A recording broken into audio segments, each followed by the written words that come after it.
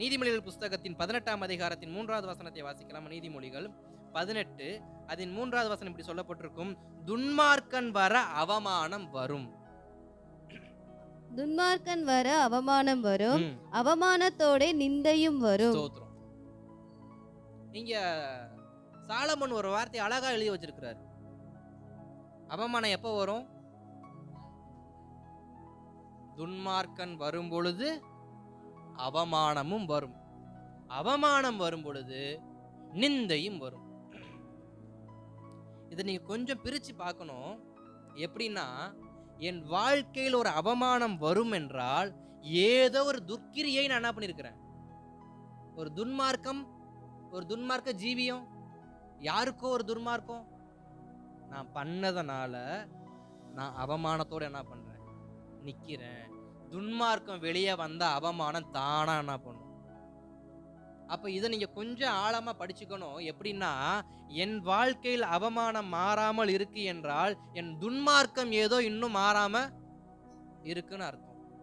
இது ஒரு பக்கம் எழுதி வச்சுக்காங்க. அப்ப நம்முடைய வாழ்க்கையில ஒவ்வொரு முறையும் நம் சில அவமானங்களை அடைந்து கொண்டே இருக்கிறோம். தொடர்ந்து அவமானம், தொடர்ந்து கொஞ்சம் யோசிங்க. ஏதாவது துர்க்கிரியை நடந்திருக்கா? துன்மார்க்கமான ஜீவியை எங்கேயாவது நான் பண்ணியிருக்கேனா? இல்ல துன்மார்க்கமா நான் எங்கேயாவது நடந்திருக்கிறேனா? எது துன்மார்க்கம்? கர்த்தருக்கு பிரியம் இல்லாமல் செய்கிற அனைத்துமே துன்மார்க்கம். வேத வசனத்துக்கு அடிப்படையா இல்லாமல் செய்கிற எந்த ஒரு காரியமா இருந்தாலும் அது துன்மார்க்கம். வேறு மற்ற நபர்களிடத்தில் கேட்டு, ரட்சிக்கப்படாத மனிதரிடத்துல சில ஆலோசனை கேட்டு அதை செய்தாலும் அதுவும் துன்மார்க்கம். ரட்சிக்கப்படாத மனுஷங்க சில காரியங்கள் சொல்லுவாங்க, இப்படி செய்யுங்க, அப்படி செய்யுங்க, அப்படி செய்யுங்க, இப்படி செய்யுங்க. அதையெல்லாம் செஞ்சா அதுவும் துன்மார்க்கம். அதன் நிமித்தமும் கர்த்தர் அவமானத்தை கொடுப்பார்.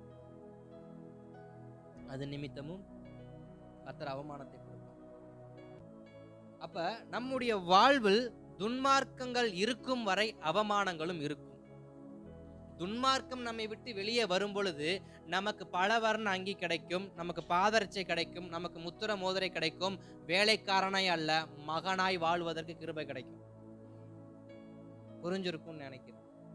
துன்மார்க்கமான ஜீவியம் என்றைக்கு அந்த இளையகுமாரனை விட்டு விலகுச்சோ அதற்கு அப்புறமாகத்தான் அவன் தகப்பன் வீட்டுக்குள் அங்கீகரிக்கப்பட்டான். அப்ப துன்மார்க்கம் இருக்கும் வரை பன்றிகள் மத்தியில் அவமானப்பட்டுத்தான் வாழ வேண்டும். அப்ப அவமானமான வாழ்க்கை மாற வேண்டும் என்றால் துன்மார்க்க ஜீவியே மாறணும். பணத்தை தேவையில்லாம செலவு பண்றதா இருக்கட்டும், இல்ல கண்ட இடத்துல கொடுத்து கிரயம் பண்றதா இருக்கட்டும், விரயம் பண்றதா இருக்கட்டும், எது பண்ணாலும் துன்மார்க்கமாய் செயல்பட்டால் அவமானங்கள் வட்டி மேல் வட்டியாய் வீடு வந்து சேரும். கொஞ்சம் மனதில் வைத்துக் கொள்ளும்.